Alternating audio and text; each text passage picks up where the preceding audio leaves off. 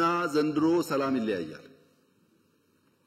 ድሮ ሽፍቶች ነበሩ ኢትዮጵያ ውስጥ ልክ እንደ ባህል ነው መሸፈት አዲስ አይደለም። ግን የድሮ ሽፍታ የአብነት ትምህርት ቤት አይዘጋም፣ መድረሳ አይዘጋም። መድረሳ ጋር ሲደርስ አክብሮ ነው የሚያልፈው። ሽፍታ አለ።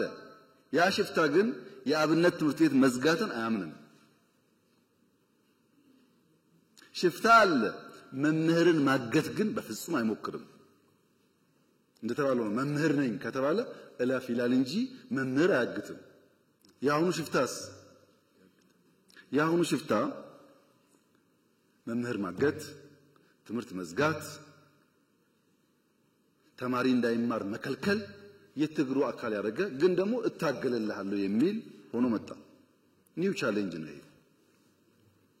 በመንግስቱ ኃይለማርያም ጊዜ ድፍን ኤርትራ ድፍን ትግራይ ውጊያ ነበር ታውቃላችሁ። ግን ወያኔም ይሁን ደርግ ትምህርት ቤት እንዝጋ ይሉ። ሃይማኖት ተቋማት ይከበራሉ፣ ትምህርት ቤት ይከበራል፣ ሽማግሌዎች ይከበራሉ፣ የሀገር ሽማግሌ ይከበራል። ይሄ ነበር ባህሉ። አሁን እንደዛ አይደለም። ይሄ አንደኛው ችግር ነው። ሁለተኛው ችግርስ መምህራን ዩኒቨርሲቲ መኝታ ቤት በነፃ ስለሆነ፣ ምግብ በነፃ ስለሆነ፣ ኮምፒውተር ዩኒቨርሲቲ ስላለ፣ ጊዜ ስላለው ተማሪ ያን የእውቀት ማድ የሚገኝበትን ሪዝኒንግ የሚያድግበትን ተቋም ጽንፈኝነት እንዲሰራፋበት፣ ውሸት እንዲስፋፋበት፣ ስድድብ እንዲበዛበት፣ ዕውቀት ሳይሆን ቅጥፈት እንዲፈበረክ አልፈቀድንም ወይ? አልፈቀድንም። በመንግስት ኢንተርኔት፣ በመንግስት ኮምፒውተር፣ በመንግስት ቢሮ ውስጥ ቅጥፈትና ውሸት እንዲሰለጥኑ አልፈቀድንም ወይ? we have to ask ourselves። ሁለተኛ መምህር የእውቀት አባት የተከበረው የተፈራው የተወደደው ሽማግሌው አስታራቂው የእውቀት አባትነቱን ጥሎ አልሸፈተም ወይ? አልሸፈተም። መምህር ስንቱን መምህር እኮ መልሰናል። በይቅርታ የሚያስተምሩ እኮ አሉ። ገብተው ወጥተው ሞክረው ሲያቀታቸው አሉ እኮ የተመለሱ የሉም። መምህር አይሸፍትም። መምህር ሽፍታን ክላሽ አስጥሎ ብዕር ያስይዛል እንጂ ብዕር ጥሎ ክላሽ አይዝም። እናንተም ተበላሻችሁ፣ ሽፍታውም ተበላሸ። የተበላሸ ሀገር መሆኑን ማመን ያስፈልጋል። የመጀመሪያው ይሄ ነው። እንዴት እንፍታው ነው አሁን ጥያቄው። እኛ ሶስት መንገድ ነው ያሰብነው። አንደኛው ሰላም ሚኒስቴር አቋቁመን አልነበረም ድሮ።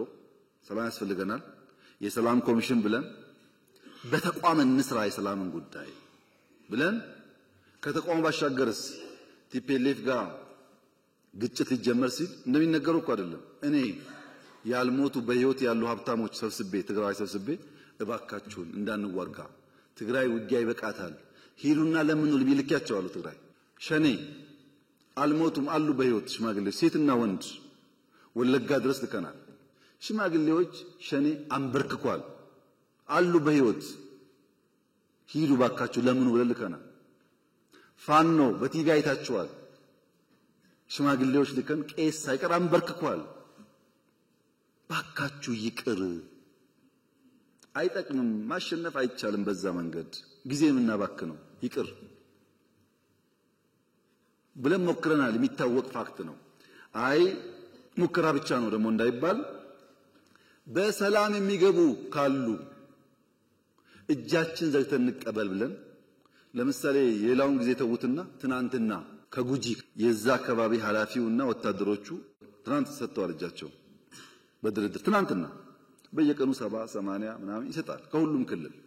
ቤኒሻንጉል ገብተዋል፣ አፋር ገብተዋል፣ ከአማራ ብዙ ይገባሉ፣ ከኦሮሚያ ይገባሉ። ከ3 ወር በፊት ደግሞ ታውቃላችሁ እዚህ ሸዋ አካባቢ ምዕራብ ገብተዋል።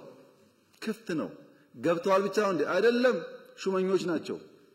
በኢትዮጵያ ታሪክ ተቃዋሚም ቢሆን ፋይዳ ካለው ዕውቀት ካለው ባሸንፍም አብሬ ልስራ ያለ መንግስት ነው። ከዚህ በላይ ማስተዋል ምን ከየት አመጣለሁ? አርገናል እኮ እነ ሸኔ የገቡ በቅርቡ ከዚህ ከሸዋ አሁን ኦሮሚያ አመራር እኮ ናቸው። አሁንም የሚጠቅም ነገር ያለው ሰው ከመጣ እኛ ክፍት ነን። ለሱ አይደለም ለኔ አይደለም ለኢትዮጵያ ሲባል ጠቅላይ ሚኒስትርነትሳ እሱ ነው ጸቡ ካላችሁኝ እውነት እላችኋለሁ በሰላማዊ መንገድና በምርጫ እስከሆነ ድረስ ጠቅላይ ችግር የለውም። መጥፎ የሚሆነው እኔ ብቻ ነኝ የምችለው እናንተ አትችሉ ምናምን እሱ ጥሩ አይደለም። ከሱ ውጭ ግን በንግግርና በውይይት ችግር የለም። ሁለተኛው እሱ ነው። ሶስተኛው ሰላምን ቢያለ አልገባም ብሎ ትውልድ የሚያዘጋ የሚያግት ካለስ ህግ የማስከበር ስልጣናችን እንታገለዋለን። ይታገልነው ነው ያለነው። አትታገሉ እጃችሁ አጣጥፋችሁ ተቀመጡ ካልከን ህዳሴ የሚባል የለም፣ ወጥቶ መግባት የለም። ችግር እኮ ነው። በየቦታው ሽፍታ ሞልቷል። we have to fight እያደረግን ከገባስ እንተዋለን። ለምሳሌ ፕሪቶሪያ እኮ አስደማሚ ድል ነው። የኔ ወንድም መቀሌ በ24 ሰዓት መግባት እንችል ነበር። እያሸነፍን ነው። ያለቀ ጦርነት እኮ ግድ የለም ሰላም ይሻላል። 2 ሰው ቢተርፍ 3 ሰው ቢተርፍ ኢትዮጵያዊ ነው ብለን ፈረምን እንጂ እኮ እያሸነፍን ነበር። ታውቃላችሁ ሁላችሁ ምን ያክል ለሰላም ኮሚትመንት እንዳለን ያሳያል። በሰላማዊ መንገድ የተሻለ ሐሳብ የተሻለ አቅም ይዞ የመጣ ካለስ በደስታ አትጠራጠሩ እሱ። therefore ኢትዮጵያ ውስጥ ሰላም ያስፈልጋል። ለሰላም ማክሲመም እንሰራለን። ሰላም ፈልጎ ለመጣው እጃችንን እንዘረጋለን። ከመጣ በኋላስ የኛ አካል አድርገን አብረን እንሰራለን። ሀገሩ የሱም ጭምር ስለሆነ ወደናንተ ሲመጣ 30 ሚሊዮን ገደማ ማህበረሰብ አለ። መምህር፣ ቤተሰቡ፣ ተማሪው ምናምኑ ይሄንን እዳ እንዳይሆን ፍዳ እንዳይሆን ስራ ፈላጊ ስራ ያላችሁት ሳይሆን ስራ ፈጣሪ እንዲሆን ስራ ለማኝ ሳይሆን ለብዙዎች እንጀራ የሚያመጣ እንዲሆን አርጋችሁ መስራት ላይ አስባችሁ ሂዱበት። የእናንተ ተማሪዎች የሚበጃቸውን መምረጥ የሚችሉ መሆን አለባቸው። ሲደመር መምህራን የታሪክ እጥፋት ላይ አብረን የምንሰራ አብረን የምንቆም መሆን አለብን። የታሪክ ጥፋት ላይ መተባበር የለባችሁ። የታሪክ ጥፋት ሞልቷል። እጥፋት እንጂ ጥፋት አያስፈልግም። ጠፋ ሲጠፋ ኖረ። አሁን ደግሞ ያንን ከርቭ እናርገው፣ ኮርሱን እንቀይረው፣ ወደ መልካም እንውሰደው። ለዚህ ደግሞ እንተባበር። ደረጃ በደረጃ የእናንተን ጉዳይ መልስ እያገኘ እየተፈታ ይሄዳል። አትጠራጠሩ። እናንተ አድራሽ ናችሁ። የፈለገ ቢሆን ወርቁ ወጥቶ ስንዴው ወጥቶ የእና የእናንተ ጉዳይ መልስ ያገኛል። ይለወጣል፣ መልስ ያገኛል። ለምን ብዙ የመጣው ቀንበር ልጆቻችን ግን እንዳይከተሉ እናቋርጠው። እዚህ ጋር ለዚህ ተባብረን ብንቆም ብንሰራ ኢትዮጵያ ውስጥ ተስፋ አለ።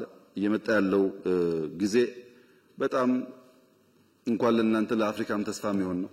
ዘንድሮ ኢትዮጵያ ቢያንስ 10% አድርጋለች። ይሄ እኔ ሳይሆን የኢንተርናሽናል ተቋማት ግምት ነው።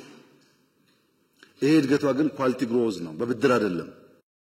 እና መምህራን የእውቀት አባት የሀገር አባት የኛ አባት ናችሁ። አመሰግናለሁ።